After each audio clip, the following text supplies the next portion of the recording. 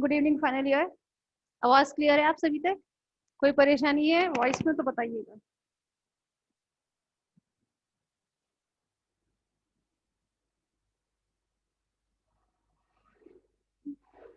हाँ भाई third year. Last turn पर आप लोगों के में क्या क्लियर कराया था? फ्रीक्वेंसी पॉलीगॉन फिनिश करा दिया था। ठीक है, आज हम बात करने वाले हैं फ्रीक्वेंसी कर्व के बारे में।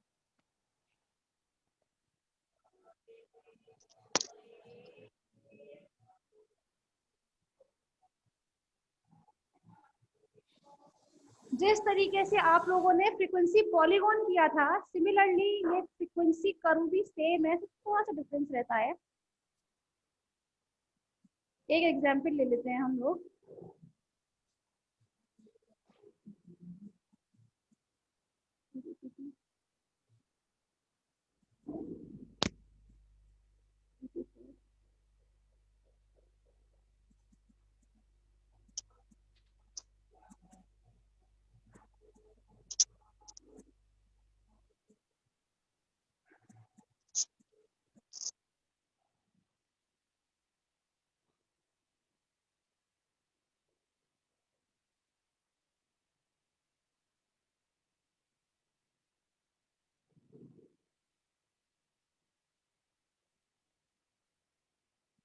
ठीक है, ये आपके पास एग्जाम्पल होगा और कहा जाएगा आप इसमें फ्रीक्वेंसी कर्व ड्रॉ करें। ठीक है, कंस्ट्रक्ट अ फ्रीक्वेंसी कर्व। तो आप इसे किस तरीके से करें, क्लास जरा ध्यान दीजिएगा।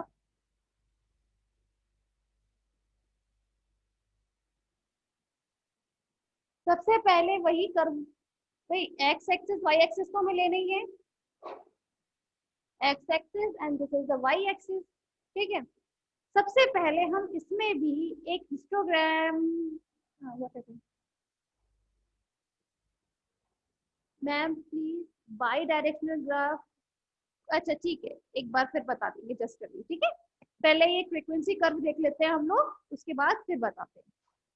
चले, तो फ्रीक्वेंसी कर्व के लिए सबसे पहले हमें इसमें भी एक हिस्टोग्राम ड्रॉ करना पड़ेगा। अब हिस्टोग्राम के लिए कैसे करते हैं भाई? ये 0 to 2, 2 से 4, 4 to 6, इसमें क्लास इंटरवल दिया हुआ है, तो जाहिर सी बात है इसमें भी हमें क्लास इंटरवल ही लेना पड़ेगा। तो 0 to 2, 4, 6, 8, 10, 12, 14 and so on.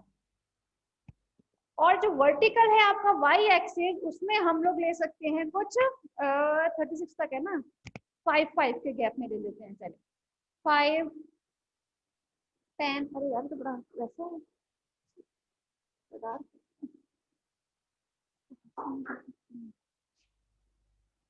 15, 20, 25, 30, 35 and 40। ठीक है, ये आप लोगों ने X axis and Y axis plot draw कर लिया। अब हमें करना क्या है? 0 to 2, नंबर ऑफ पीपल कितने हैं? 14। देन आपको कुछ इस टाइप से एक भाई हिस्टोग्राम बनाना तो सभी को आता है, लास्ट टर्न पे बताया ही था, तो इसीलिए आप दोबारा इतना रिपीट नहीं कर रहे हैं।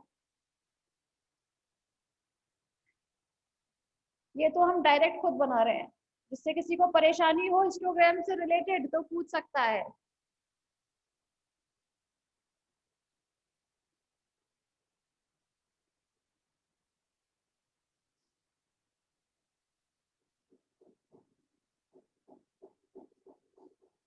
भाई इसे आप जब स्केल से बनाएंगे ना तो एकदम परफेक्ट लाइंस आएंगी। मेरी तो बहुत टेढ़ी जा रही है कभी।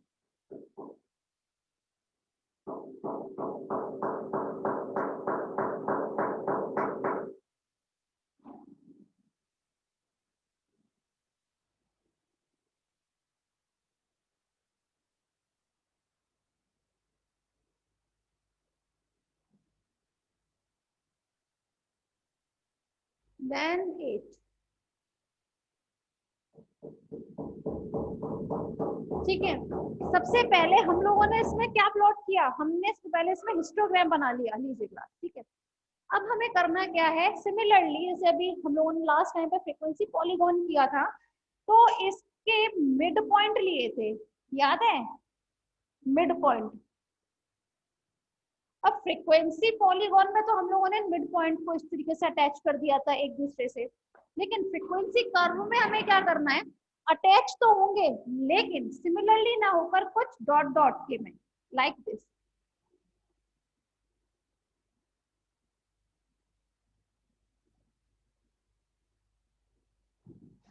ठीक है, ये डॉट डॉट ये जो आप देख रहे हैं ये, ठीक है, इस ये ही इसकी पहचान होती है, आइडेंटिफिकेशन होती है किसकी, फ्रीक्वेंसी कर्व की। ठीक है, किसी को कोई परेशानी फ्रीक्वेंसी कर्व से रिलेटेड? अगर पॉलीगॉन बनाया जाता तो इसी से इस तरह से अटैच हो जाता वो डायरेक्ट। ठीक है, तो फ्रीक्वेंसी कर्व समझ में आया?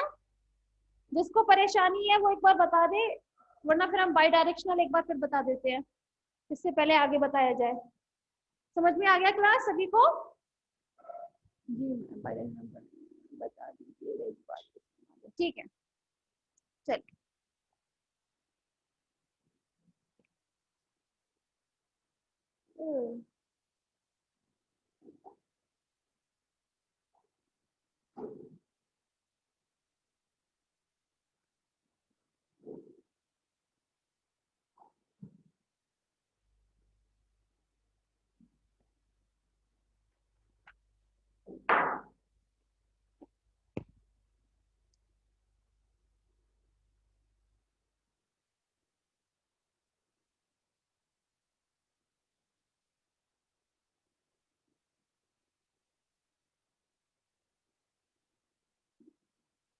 ठीक है, bi directional bar graph, class आप लोग नाम से ही समझ सकते हैं, bi directional, bi mean two, directional मतलब डायरेक्शन।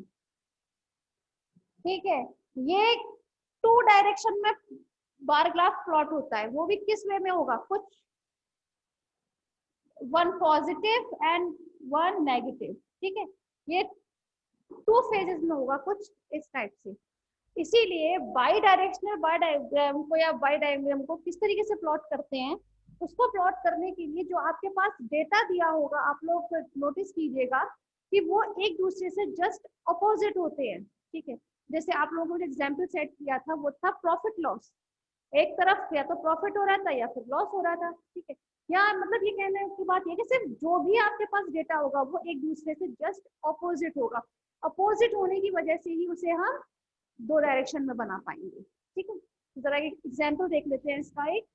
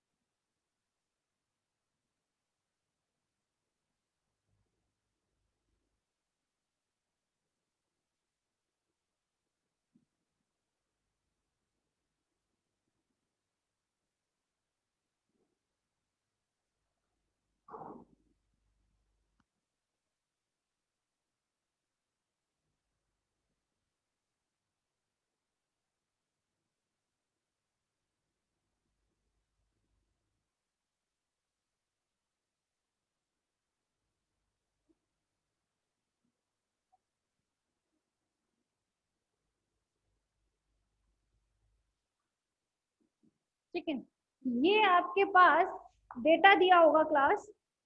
अब आपको करना क्या है, सबसे पहले तो आप इस टेबल के बाद एक टेबल और बना लीजिए जिससे आपको बाई डायरेक्शनल डायग्राम प्लॉट करने में आसानी होगी। सबसे पहले ईयर 1998, 99, ठीक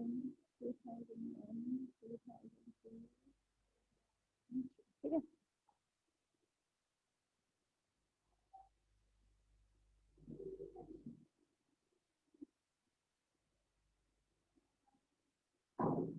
अब हमें करना क्या है, ये जो प्रॉफिट है उसे तो हम पॉजिटिव से शो करेंगे, वही जो लॉस है उसे हम नेगेटिव से। तो यहाँ हम इसे ये लिख सकते हैं,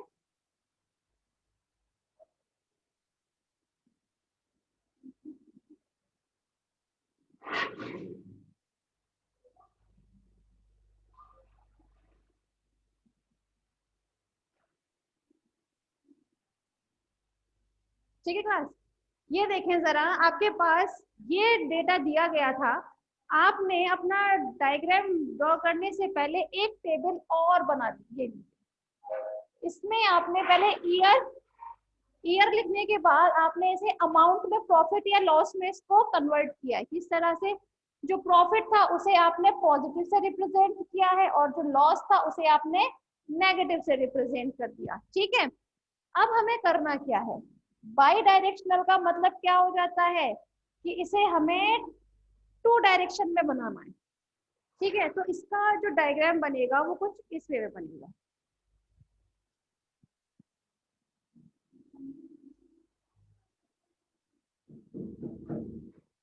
ठीक है, इसके लिए हम क्या करेंगे, अब ये जीरो, सबसे पहले हमें ईयर लेना पड़ेगा भाई, बार है। ठीक है, बार डायग्राम की स्पेशलिटी क्या थी कि उसके सारे के सारे रेक्टेंगुलर शेप्स जो होते हैं वो अलग अलग बनते थे, हिस्टोग्राम की तरह एक दूसरे से चिपक कर नहीं बनाते थे उसे हम। ठीक है, तो अब हमें करना क्या है, बेसिकली सबसे पहले हम यहाँ ईयर लिख लेते हैं 1998। ठीक है, अब अमाउंट लिखना पड़ेगा, अमाउंट में से ये एक्स एक्सिस है, देन वाई एक्सिस और ये -5। ठीक है, 15, 20, 20 से बड़ा कोई नंबर नहीं है, आप देख सकते हैं। तो इसे हम इसी वे में लिखते हैं 5, 10, 15, 20, 25 एंड सो ऑन। वही नेगेटिव में जो है वो -6 is the highest number. Then आप चाहे तो इसी वे में लिखना पड़ेगा आपको फिर भी। क्यों इस वे में आप क्यों लिखेंगे बताएं जरा, आप चाहते तो उसको 2 2 के फेज में भी लिख सकते थे भाई, 2 4 6 8 10, नहीं लिखते इसे हम, इक्वल बनना चाहिए, दैट्स वाई। चले, इसके बाद हमें करना क्या है, सबसे पहले हम ये देखेंगे। चलिए, 1998 में +15 है, देन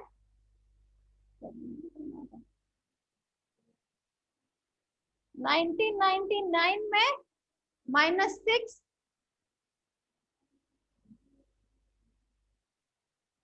ठीक है। आफ्टर दैट 2000 में +18,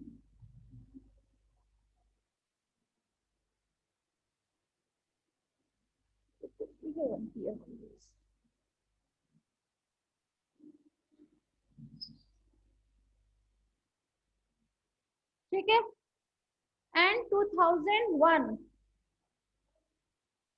वही नेगेटिव, नेगेटिव में है 5,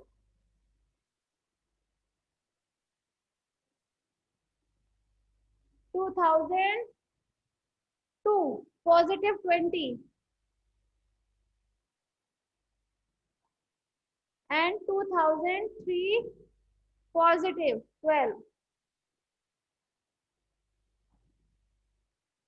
क्लास जब आप इसे अपने उससे बनाएंगे ना तो आसान रहेगा थोड़ा, जब आप पेंसिल और स्केल से बनाएंगे तब ये इक्वल आएंगे। एक्चुअली मैं तो खैर डायरेक्ट बना रही हूँ, थोड़ा सा फ्लक्चुएट कर सकता है, मगर आप लोग अच्छे से बनाइएगा। ठीक है, तो ये बाई डायरेक्शनल डायग्राम इसीलिए बोलते हैं क्योंकि ये डायग्राम हमेशा बाई डायरेक्शन में बनाया जाता है, एक पॉजिटिव एक नेगेटिव। ठीक है, ये बाई डायरेक्शनल इसको इसी वे में बोलते हैं, जस्ट बिकॉज एक पॉजिटिव नेगेटिव की वजह से। ठीक है, अब किसी को परेशानी है बाई डायरेक्शनल बाई डायग्राम में, किसी को भी परेशानी है क्लास तो आप पूछ सकते हैं।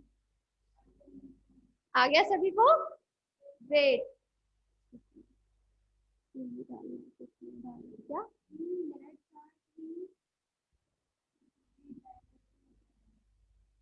बेटा, मिरर चार्ट जो होता है वो अलग होता है, लेकिन आपके सिलेबस में फिलहाल मिरर चार्ट तो है नहीं, क्योंकि मिरर चार्ट में जस्ट अपोजिट एक जैसी हो जाती थी। यहाँ तो आपका फ्लक्चुएट कर रहे हैं, आपके जो भी डेटा दिया हुआ है फ्लक्चुएट कर रहा है, तो फ्लक्चुएशन की वजह से ये बाई डायग्राम ही अलग होता है, बाई डायरेक्शनल। ठीक है। अच्छा, उसके डेटा कैसे दिया जाता है? भावना बेटा, वो आपके सिलेबस में नहीं है। ठीक है, तो जो चीज सिलेबस में नहीं है उसको यहाँ डिस्कस करने से क्या मतलब है? Thank you ma'am. ओके चलिए ठीक है। आगे अब चलते हैं अब नेक्स्ट अपने डायग्राम, सॉरी ग्राफ की तरफ। आपके डायग्राम तो पहले ही फिनिश हो चुके, अब तो हम ग्राफ स्टडी कर रहे थे, है ना?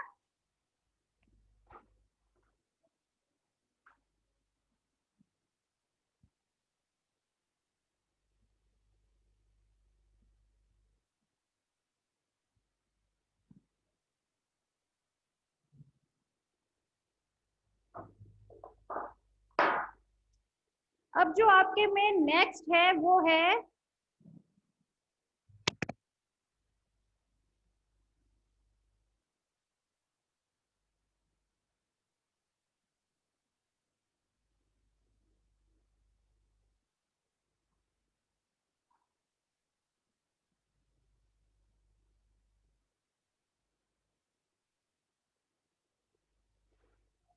पहली बात, थर्ड ईयर कभी भी अगर ये वाला आपके में ग्राफ आता है क्यूमुलेटिव फ्रीक्वेंसी कर्व, कभी भी इस नाम से ना आकर मोस्टली ओगिव के नाम से आता है। ठीक है, ये ओजिव के नाम से आता है। किस तरीके से इसको बनाते हैं पहले तो ये जान लें आप, ये टू टाइप से होता है। टू टाइप मतलब एक होता है लेस देन और एक होता है मोर देन ओगिव।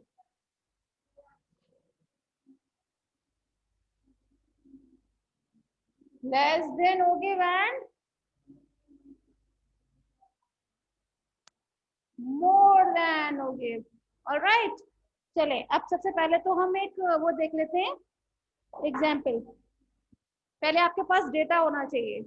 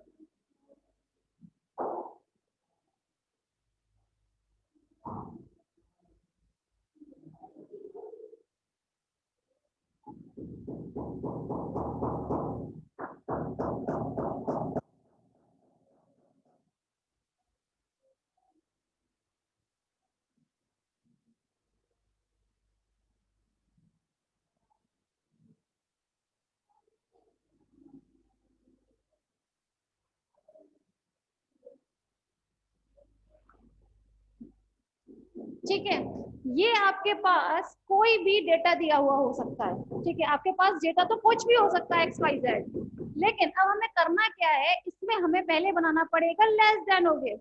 अब लेस देन ओगिव के लिए क्या करते हैं हम, पहले तो एक टेबल बनाते हैं। ठीक है, टेबल के लिए हम इसे कुछ इस वे में बनाएंगे, जो मार्क्स है उसे हम एक्स से रिप्रेजेंट करते हैं। ठीक है, और ये हम बना रहे हैं फर्स्ट वाला, फर्स्ट मीन लेस देन ओगिव। इसमें हम क्या करते हैं, x की वैल्यू हम 0 to 10 ना लेकर ये जो लार्जेस्ट वैल्यू होती है उसे हम लिखते हैं। तो x में 10, 20, 30, 40, 50, 60। ओके क्लास, उसके बाद नंबर ऑफ स्टूडेंट्स, ये नंबर ऑफ स्टूडेंट्स मीन क्या है, फ्रीक्वेंसी।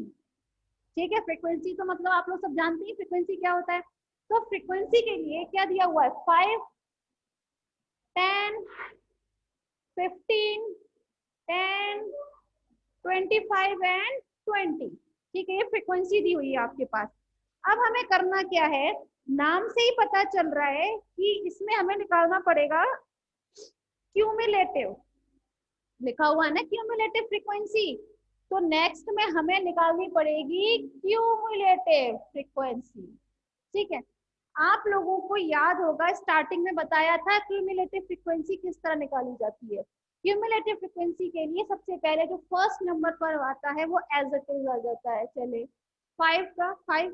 अब नेक्स्ट के लिए हम इसे और इसे, ठीक है, ये जो आंसर था आपका क्यूमुलेटिव फ्रीक्वेंसी एंड फ्रीक्वेंसी, इन दोनों को हम ऐड कर देते हैं और ऐड करके यहाँ लिखते हैं 5 और 10 15, 15 और 15 30, 13 एंड 10 40, 14 एंड 65 और 85। ठीक है, ये आ गई आपकी क्यूमुलेटिव फ्रीक्वेंसी क्लास।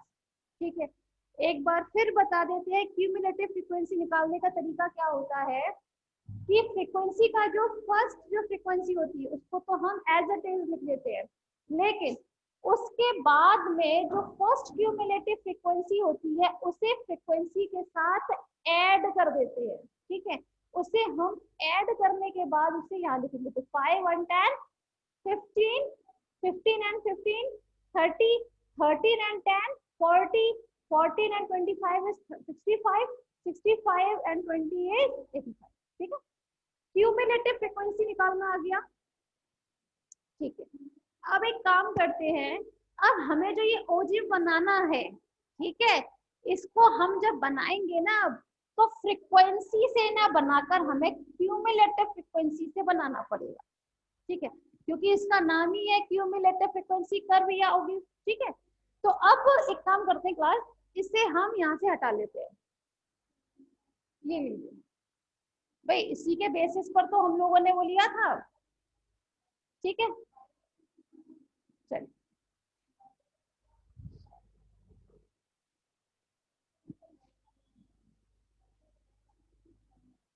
ये X axis and Y axis. चलिए, उसके बाद अब हम क्या करेंगे,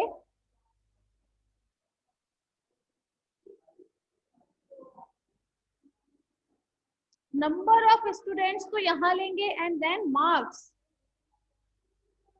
वो यहाँ लेना पड़ेगा। ठीक है, ये आपकी मर्जी पर डिपेंड करता है, एज यू विश आप किस वे में बनाना चाहते हैं। ज्यादा से ज्यादा क्या होगा, जो ग्राफ मेरा ऐसे जाएगा वो थोड़ा सा आपके में थोड़ा उल्टा हो जाएगा, लेकिन ठीक है, समझ में आ रहा है किस तरीके से लिया है।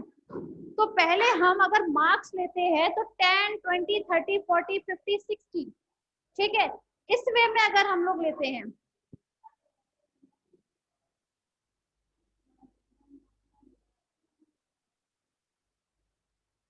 थोड़ा सा दूर ले लेते हैं इसको,